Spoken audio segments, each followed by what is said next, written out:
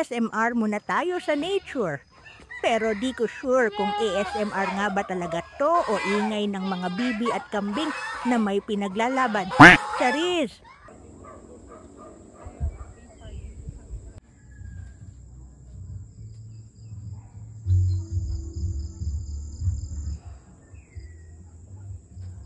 Pumunta kami sa bayan ng Pilila para mag-relax.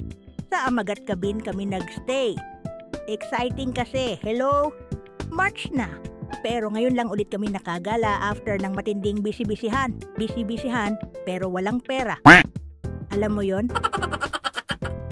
Mas malayo pala to compared sa ibang campsite na napuntahan namin before. Kaya kung balak mo pumunta, i-ready mo na ang puwet mo dahil tiyak sasakit siya sa biyahe. Pero in fairness, worth it naman talaga yung view. Ayan na, nag-change driver muna kami. Ako na ang nag-drive ng very light lang. As in ilang minutes lang kasi baka abutin kami ng siyam-siyam sa daan. Safety first best. By the way, motor lang pala ang gamit namin. Nag-rent lang kami. Kung gusto mong malaman kung saan, i-comment mo na lang. Pa-link po para ma-share ko sa'yo.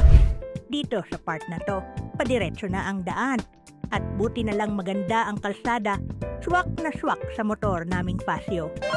Hindi naman creepy ang daan, pero kung gabi ka dadaan mag-isa, ibang usapan na yan. Pagdating namin, sinalubong kami ng caretaker. Pinapasok na rin yung motor for parking. Hindi ko na na-video kasi ang na-video ko lang, unggoy. Literal. Haha, lakad-lakad na kami ng very light. Tapos, grabe, ramdam na ramdam mo talaga yung province vibes.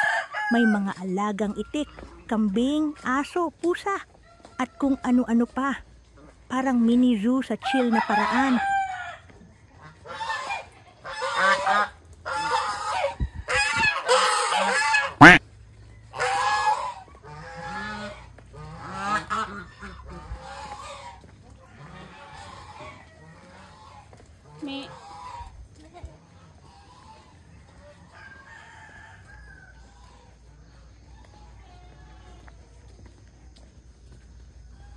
Ito, may ano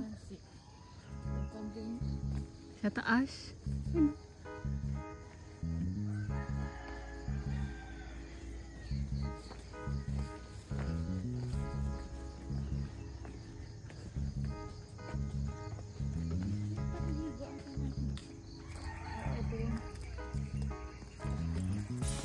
Mabait din yung may-ari. Late na kasi kami dumating. Mga alas 5 ng hapon na siguro. Pero sabi nila, pwede naman daw kami mag-extend. Kaso meron kaming lakad kinabukasan, so tiis ganda na lang.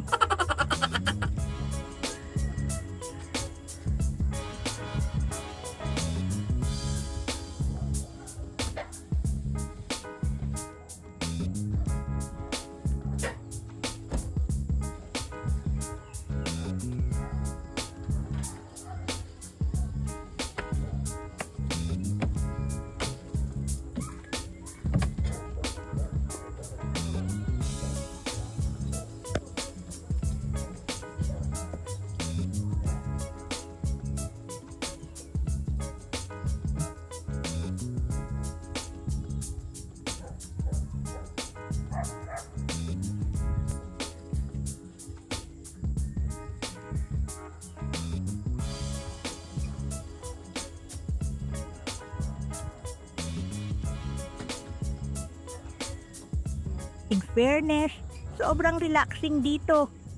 Pwede kang mag-bonfire, umani ng gulay. Char, feeling farmer kami bigla. At magpaka-off the grid.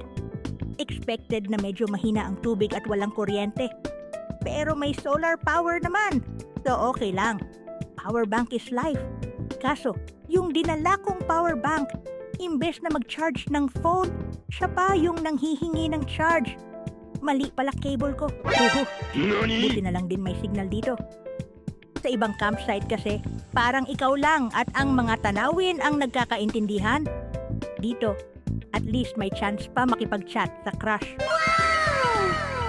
Sa gabi naman, medyo di lang ako komportable. Ewan ko ba. Malamig, mahangin, At may something na hindi mo maipaliwanag.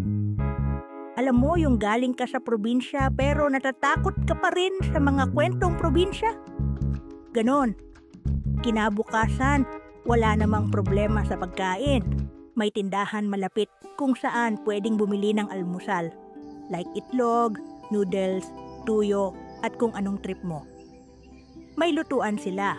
May portable electric fan din. Kaya comfy pa rin kahit simpleng setup. Mga 12:00 ng tanghali. Check out time na. Pupunta pa kasi kami sa windmill na malapit lang. At may magandang cafe din sa area. So ayan, hanggang dito na lang muna ang Kaladkarin Chronicles. Bye!